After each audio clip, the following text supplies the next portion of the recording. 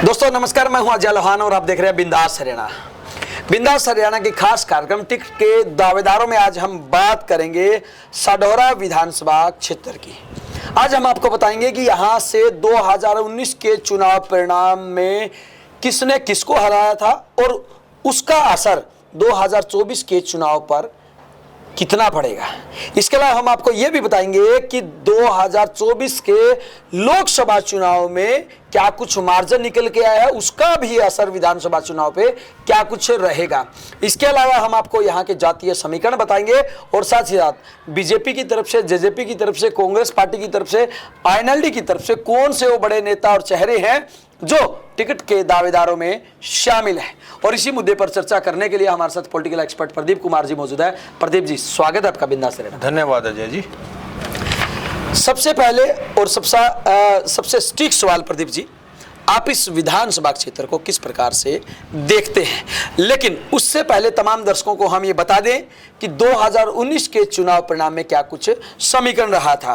Congress party की तरफ से 2019 के चुनाव में रेणु बाला ने चुनाव लड़ा था और उनको 65,806 वोट मिले थे और उन्होंने बीजेपी के बलवंत सिंह को हराया था और बलवंत सिंह को 48,786 वोट मिले थे और जीत का जो मार्जिन था 17,020 वोटों का था।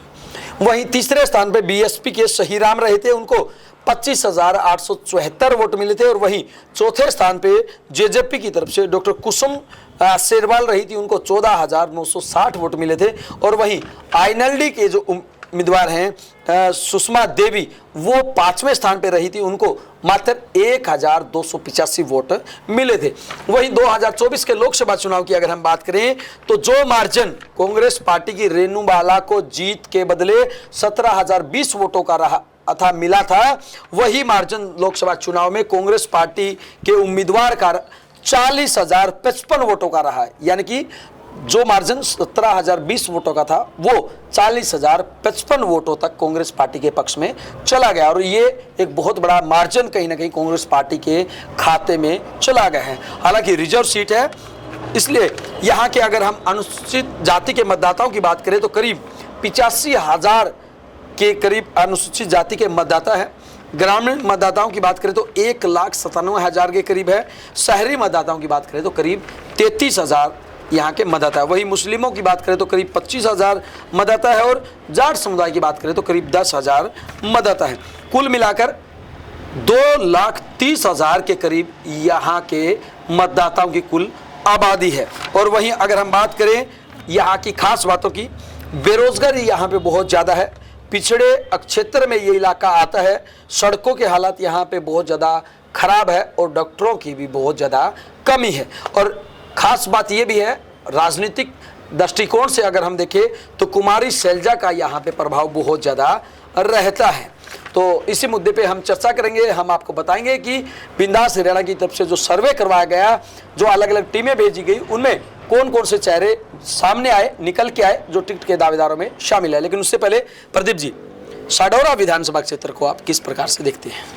देखिए अजय जी, साढौरा बहुत पुराना विधानसभा क्षेत्र है। वर्ष 1977 में यहाँ जब ये विधानसभा क्षेत्र बना, उसके बाद से ये आरक्षित विधानसभा क्षेत्र है और यहाँ पे भारतीय जनता पार्टी का भी प्रभाव शुरू से देखने को मिला है। आप ये देखिए कि जिस वक्त हरियाणा में भारतीय जनता पार्टी का कोई जनाधार नहीं होता था, उस वक्त भी 1982 के विधानसभा चुनाव में भी यहाँ से भागमल जी ने भारतीय जनता पार्टी के उम्मीदवार के तौर पे जीत हासिल की थी। हालांकि बाद में उन्होंने निर्दलीय चुनाव लड़ा और 1987 में भागमल जी निर्दलीय उम्मीदवार के तौर पे भी चुनाव जीते यहाँ से। उसके बाद यहाँ से मिश्रित से परिणाम आते रहे हैं। कभी कांग्रेस के राजपाल भूखड़ी जीते तो कभी आईएनएलडी की तरफ से बलवंत सिंह साढौरा चुनाव जीते 2 बार और 1 बार बलवंत सिंह जी भारतीय जनता पार्टी के उम्मीदवार के तौर पे जीते। और वर्तमान में जो रेणु बाला जी विधायक हैं, वो जब लोकसभा की टिकटों का वितरण की बात थी, वरुण मुलाना से के साथ साथ रेणु बाला जी का भी लोकसभा चुनाव के उम्मीदवार के तौर पर नाम चला, परंतु कांग्रेस पार्टी ने अंत में वरुण जी को उम्मीदवार बनाया जी। और रेणु बाला जी वर्तमान में जो विधायक है, उनका बड़ा अच्छा प्रदर्शन यहाँ पे है। जी, अच्छा प्रदर्शन यहाँ पे है। आइए अब हम बात करते हैं टिकट के दावेदारों की। तो बिंदास हरियाणा की तरफ से जो सर्वे करवाया गया और जिन नेताओं के नाम सामने आए हैं टिकट के दावेदारों में, सबसे पहले बीजेपी की अगर हम बात करें तो बलवंत सिंह टिकट के दावेदारों में शामिल है। पूर्व प्रत्याशी हैं, पूर्व विधायक हैं, 2 बार आईएनएलडी से रहे हैं और 1 बार बीजेपी से रहे हैं और इनका नाम टिकट के दावेदारों में प्रमुखता से लिया जा रहा है। देखिए अजय जी, बलवंत सिंह जी निश्चित तौर पे भारतीय जनता पार्टी की उम्मीदवारी उनकी बनती है, क्योंकि वो 1 बार पहले विधायक रहे हैं और पिछला चुनाव वो रेणु बालाजी से हार गए थे और मैं समझता हूँ काफ़ी विधानसभा चुनाव के हिसाब से 15,000 का मार्जिन काफ़ी ज़्यादा हो जाता है, तो वो काफ़ी ज़्यादा मतों से चुनाव भी हारे थे जी। इस नाते से तो उनकी उम्मीदवारी कहीं ना कहीं कमज़ोर पड़ती है कि वो काफ़ी पिछला चुनाव हारे, परंतु क्योंकि पूर्व विधायक हैं भारतीय जनता पार्टी से और 2 बार आईएनएलडी से भी वो विधायक रह चुके हैं, उस नाते उनकी दावेदारी काफ़ी मजबूत है और वो निश्चित तौर पर भारतीय जनता पार्टी की टिकट के दावेदारों में से एक मजबूत दावेदार हैं जी। वहीं अगर हम टिकट के दावेदारों में अगले नाम की बात करते हो, बलजीत सिंह संधू है, PS संधू के नाम से भी, वो भी टिकट के दावेदारों में शामिल है। पूर्व डीजीपी हरियाणा रह चुके हैं, वो भी टिकट के दावेदारों में प्रदीप जी शामिल है। बिल्कुल अजय जी, बलजीत सिंह संधू जी हरियाणा पुलिस के हरियाणा के डीजीपी रहे हैं जी और पिछले कुछ समय से वो इस इलाके में राजनीतिक तौर पे काफ़ी सक्रिय हुए हैं। पिछले लोकसभा चुनाव में भी वो सक्रिय थे, वर्ष 2024 के लोकसभा चुनाव में भी, और अब भी वो वहाँ से टिकट के अपनी दावेदारी अवश्य पेश करेंगे और पूर्व अधिकारी, पुलिस अधिकारी होने के नाते वो कहीं ना कहीं मैं समझता हूँ कि उनके संपर्कों के हिसाब से पार्टी के साथ, क्योंकि वो मनोहर लाल खट्टर जी के दौरान ही, कार्यकाल के दौरान ही वो डीजीपी रहे हैं, तो वो अपनी एक अवश्य दावेदारी पेश करेंगे और वो कहीं ना कहीं मैं समझता हूँ अच्छे उम्मीदवार भी हो सकते हैं जी। वहीं अगर हम बात करें अगले उम्मीदवारों की तो डॉक्टर कुसुम जो है, जो कि पूर्व जेजेपी की प्रत्याशी रहे हैं, वो भी टिकट के दावेदारों में शामिल है और दाताराम जो कि पुराने संगी हैं, पदाधिकारी रहे हैं, दाताराम भी टिकट के दावेदारों में शामिल है। देखिए अजय जी, डॉक्टर कुसुम शेरवाल जेजेपी की उम्मीदवार रही है और उन्होंने काफ़ी अच्छे वोट लिए थे, परंतु क्योंकि यहाँ पे बड़े हैवीवेट उम्मीदवार हैं, उनके मुकाबले में वो सिर्फ उनके पास एक यही बात है कि उन्होंने काफ़ी अच्छे मत लिए थे जननायक जनता पार्टी के उम्मीदवार के तौर पे, उस नाते उनको अपनी ताल ठोक रही हैं। और जहाँ तक दाताराम जी की बात है, वो पुराने संघ के कार्यकर्ता होने के नाते वो उनकी दावेदारी बनती है। यदि पार्टी अपने किसी पुराने निष्ठावान कार्यकर्ता को पे विचार करती है तो उस नाते से दाताराम जी की उम्मीदवारी पे भी मैं समझता हूँ पार्टी अवश्य विचार करेगी जी। वहीं टिकट के दावेदारों में जो अगले नाम है चंद्रमोहन कटारिया हैं। चंद्रमोहन कटारिया भी टिकट के दावेदारों में शामिल है, पूर्व सरपंच है, बीजेपी मंडल प्रधान भी है और वहीं वजीर सिंह भी टिकट के दावेदारों में शामिल है। पहले कांग्रेस में थे, अब बीजेपी में। अजय जी देखिए, चाहे चंद्रमोहन जी की बात हो चाहे वजीर सिंह जी की बात हो, बिल्कुल पार्टी के कार्यकर्ता हैं। हालांकि वजीर सिंह जी पार्टी में बाद में शामिल हुए हैं, परंतु चंद्रमोहन जी पार्टी के पुराने लोगों में से हैं जी। उस नाते उनकी दावेदारी है पार्टी के मंडल अध्यक्ष होने के नाते, और भारतीय जनता पार्टी में मंडल अध्यक्ष की काफ़ी अहमियत भी मैं समझता हूँ मानी जाती है लोगों से जुड़े रहने के तौर पे। उस नाते दोनों लोग अपनी दावेदारी पेश कर रहे हैं, परंतु जिस तरीके से वहाँ पे बलवंत सिंह जी हैं या BS संधू हैं या कुसुम शेरवाल जी हैं, उस नाते से कहीं ना कहीं मैं समझता हूँ कि उनकी उम्मीदवारी इतनी शायद मजबूत ना हो रह पाए, लेकिन फिर भी पार्टी के कार्यकर्ता होने के नाते और सामाजिक कार्यकर्ता होने के नाते हो सकता है पार्टी उनके ऊपर भी विचार करे जी। वहीं टिकट के दावेदारों में धर्मपाल मट्टू भी शामिल है और इसके अलावा जो संजीव कंघारू है, पुराने कार्यकर्ता हैं, 2014, 2019 व 2024 में भी टिकट मांग रहे, ये 2 नाम भी टिकट के दावेदारों में शामिल है।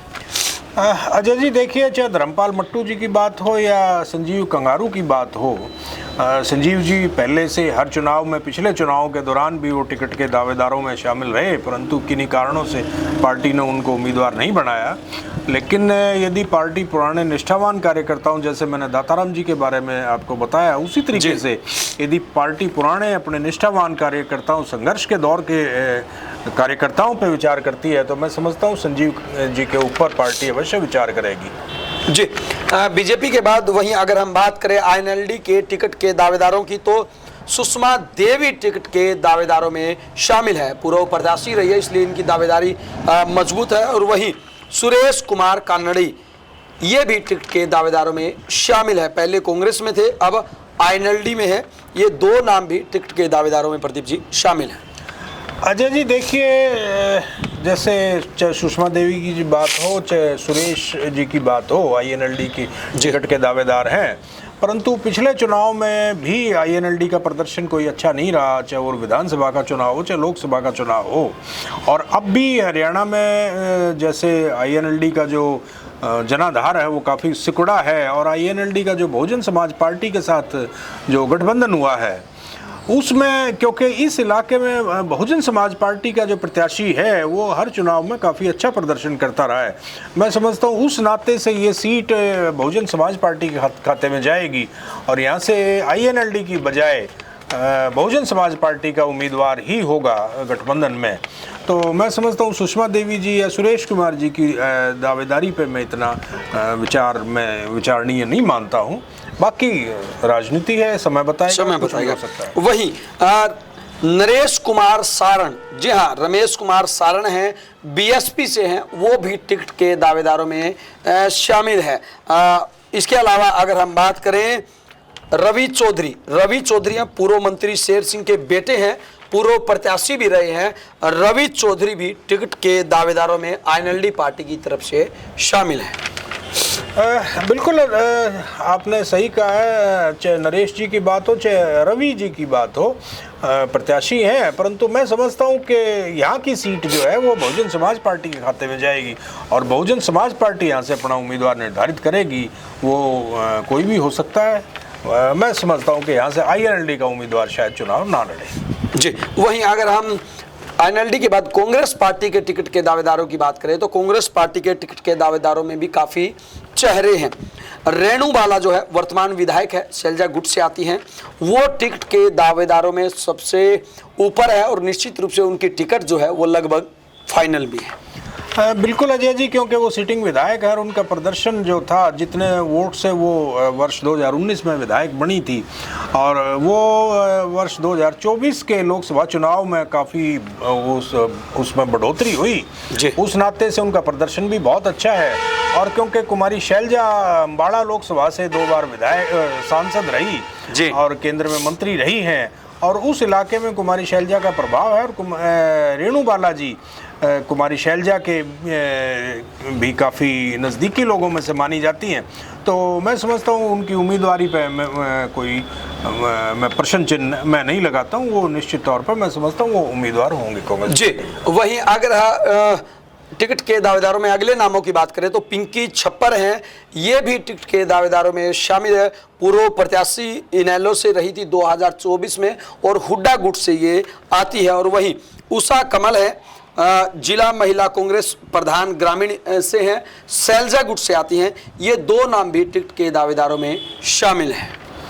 देखिए अजय जी, चाहे पिंकी छप्पर जी की बात हो या उषा कमल जी की बात हो जी, क्योंकि यहाँ पे महिला कोटे की इतनी बात नहीं आती, क्योंकि रेणु बाला जी स्वयं महिला हैं और सिटिंग विधायक हैं, परंतु उषा कमल जी क्योंकि पार्टी की पदाधिकारी भी हैं, तो कहीं ना कहीं पार्टी उनके ऊपर विचार कर सकती है।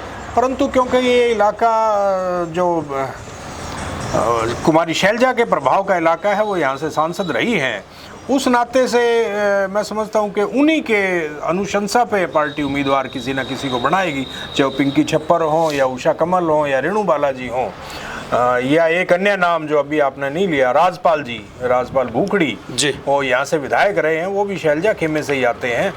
तो चाहे वो हो, हालांकि राजपाल जी एक बार विधायक यहाँ से रहे, तो वो भी एक सशक्त उम्मीदवार मैं मानता हूँ। कुमारी शैलजा खेमे से यदि पार्टी रेणु बालाजी के उम्मीदवारी पे कोई विचार करती है तो राजपाल जी भी एक अच्छे उम्मीदवार हो सकते हैं। जी, वहीं टिकट के दावेदारों में जो अगला नाम है संदीप कुमार है। पूर्व विधायक रामजी लाल जो कि आईएनएलडी से रहे थे, उनके बेटे हैं, शैलजा गुट से आते हैं।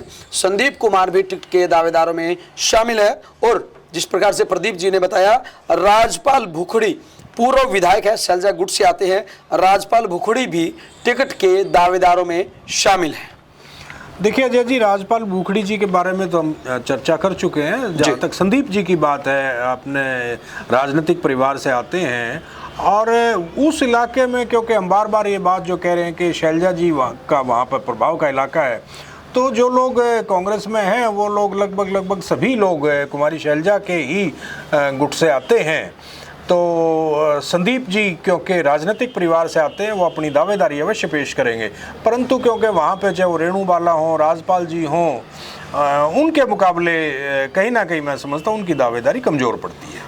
जी, वहीं टिकट के दावेदारों में अगले नामों की बात करें तो विकास चौधरी टिकट के दावेदारों में शामिल है। और अमीर चंद जो कि पुराने कांग्रेसी है, शैलजा गुट से आते हैं, ये भी टिकट के दावेदारों में शामिल है।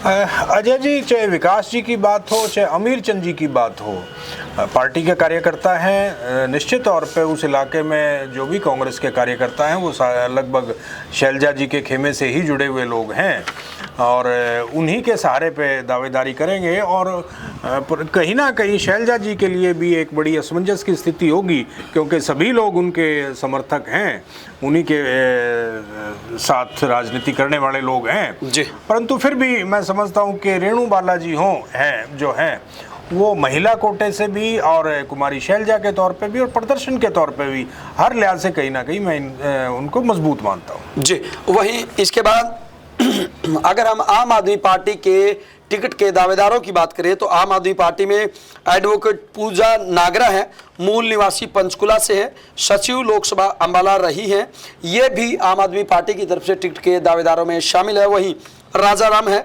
बैंक से रिटायर है, वो भी टिकट के दावेदारों में शामिल है। और बीर सिंह जो है वो भी टिकट के दावेदारों में शामिल है।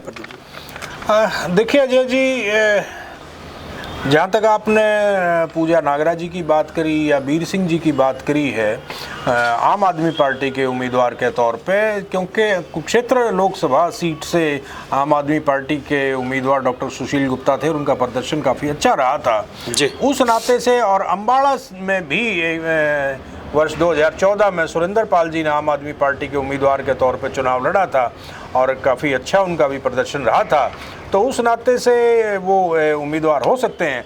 परंतु क्योंकि वर्तमान में आम आदमी पार्टी का इतना बड़ा जनाधार नहीं दिखाई पड़ता, तो लेकिन फिर भी पार्टी के यदि सभी सीटों पर पार्टी चुनाव लड़ना का फैसला करती है तो इन दोनों में से कोई भी एक अच्छा उम्मीदवार हो सकता है, चाहे वो पूजा नागरा जी हो चाहे बीर सिंह जी हो। जी, चाहे वो राजा राम जी जी। वहीं इस विधानसभा क्षेत्र में एक उम्मीदवार ऐसे भी हैं जो निर्दलीय ताल ठोक रहे हैं। अभी से पहले ऑफिस खोल रखा है और उनकी तरफ से दावा किया जा रहा है कि वो चुनाव लड़ेंगे। डॉक्टर शिवानी है, डॉक्टर शिवानी जो है वो भी टिकट के दावेदारों में शामिल है, मूल निवासी है पंचकुला से। इनके पति मोहित ईशु है और उनका कहना है कि कोई भी पार्टी हमें टिकट दे उससे हम चुनाव लड़ेंगे, अन्यथा हम निर्दलीय चुनाव लड़ेंगे। अजय जी, जहाँ तक डॉक्टर शिवानी की बात है, वो बिल्कुल निश्चित तौर पे उन्होंने अपनी निर्दलीय उम्मीदवार के तौर पे वो कोशिश करेंगी। और पार्टियों में क्योंकि अपने उम्मीदवार ही काफ़ी हैं लगभग हर पार्टी के पास जी, तो शायद पार्टियां तो उनको उम्मीदवार ना बनाएं, लेकिन हाँ, जिस तरीके से बहुजन समाज पार्टी में हमेशा से टिकटों का वितरण हो सकता है, बाहर से भी किसी व्यक्ति को, किसी उम्मीदवार को बुला करके बहुजन समाज पार्टी कई बार अपना उम्मीदवार बनाती है, जिताऊ उम्मीदवार। उस नाते से कहीं ना कहीं डॉक्टर शिवानी क्योंकि राजनीतिक तौर पर काफ़ी उस इलाके में सक्रिय हैं, तो वो भारतीय जनता पार्टी के साथ यदि वो संपर्क करती हैं तो हो सकता है बहुजन समाज पार्टी उनको कहीं उम्मीदवार अपना बनाए। और यदि बहुजन समाज पार्टी उनको उम्मीदवार बनाती है तो वो एक रेणु बालाजी के लिए या कोई भी जो कांग्रेस पार्टी का या भारतीय जनता पार्टी का उम्मीदवार होगा उसके लिए वो बड़ी मुश्किलें खड़ी कर सकती है। जी प्रदीप जी, अंतिम सवाल, आपको क्या लगता है सडोरा विधानसभा क्षेत्र में त्रिकोणीय मुकाबला बन पाएगा? अजय जी, कुछ हद तक मैं समझता हूँ वहाँ पे त्रिकोणीय मुकाबला बन सकता है, क्योंकि यहाँ पे बहुजन समाज पार्टी का भी इस इलाके में, यमुनानगर के कुछ इलाके में पहले भी यहाँ से बहुजन समाज पार्टी के सांसद भी रहे हैं जब INLD के साथ गठबंधन में अमन कुमार नागरा जी। तो मैं समझता हूँ यहाँ पे कुछ हद तक त्रिकोणीय मुकाबला भी हो सकता है। जी, कुछ हद तक त्रिकोणीय मुकाबला भी हो सकता है। दोस्तों, आज हमने आपको बताया सडोरा विधानसभा क्षेत्र के बारे में, साथ ही साथ यहाँ से कौन कौन से वो चेहरे, कौन कौन से वो नेता है जो टिकट के दावेदारों में शामिल है। आपको क्या लगता है कि यहाँ से जो टिकट के दावेदार है उनके अलावा भी कोई नाम अगर छूट गया है तो हम बिंदास हरियाणा की तरफ से एक और सर्वे करवाएंगे, उस सर्वे में हम उसका नाम शामिल कर सके, इसलिए आप हमें कमेंट बॉक्स के माध्यम से उनके बारे में जानकारी दे सकते हैं। आपको हमारा ये कार्यक्रम कैसा लगा उसके बारे में भी आप अपनी राय, अपनी प्रतिक्रिया, हमारा जो ये नंबर स्क्रीन पे फ्लैश हो रहा है इस नंबर पे कॉल करके और साथ ही साथ इस कार्यक्रम पे कमेंट करके अपनी राय, अपनी प्रतिक्रिया दे सकते हैं। दोस्तों, कल फिर मिलेंगे एक नए विधानसभा क्षेत्र के जानकारी के साथ और आपको बताएंगे कि वहाँ के राजनीतिक हालात, जातीय समीकरण क्या कुछ कहते हैं और कौन से वो चेहरे, कौन से वो नेता हैं जो टिकट के दावेदारों में सबसे प्रमुख है। दीजिए तब तक के लिए आपके अपने साथी अजय लोहान व पॉलिटिकल एक्सपर्ट प्रदीप जी को इजाजत। नमस्कार। नमस्कार।